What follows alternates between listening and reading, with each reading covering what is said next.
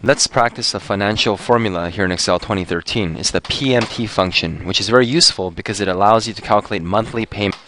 So whether we're talking about a mortgage payment or a car payment, this is very good for actually thinking about our future. So we type in some information here. In this case, we're talking about a home, trying to borrow $200,000 from the bank. We'll imagine the interest rate is 0.05, which is 5%, and the number of years to pay back. We'll say the number of years to pay back is 20 years. Notice how the number of months to pay back is 240. This value is equals to the previous cell, which is B5, times 12, because there's 12 months in a year. Now, how do we figure out the monthly payment? Let's use a PMT function. I could type in equals PMT, but sometimes it's easy to forget what each of these mean. So I'm going to actually click on formulas and use a financial formula and look for the letter P. PMT. PMT.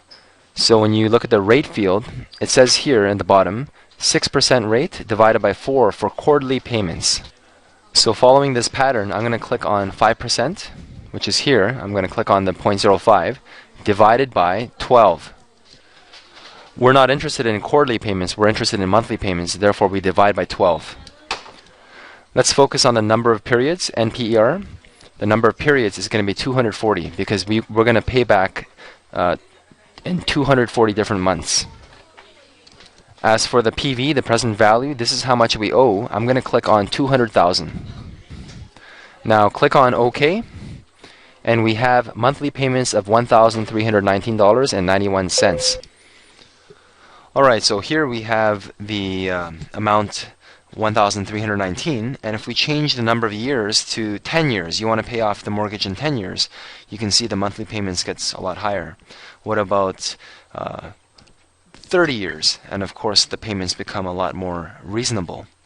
Now if I actually try this one more time, so we have a formula here, you can see equals payment, the actual rate divided by 12 months. We have B6. B6 is the number of months to pay back. And then we have B3, which is the actual amount borrowed. If you type in a negative sign here, negative B3, so negative B3, enter. And then instead of getting the red amount with brackets, which represents negative, we can now have a positive number amount. So hopefully this helps with you being able to figure out how much your monthly payments will be, whether you're borrowing for your house or a car.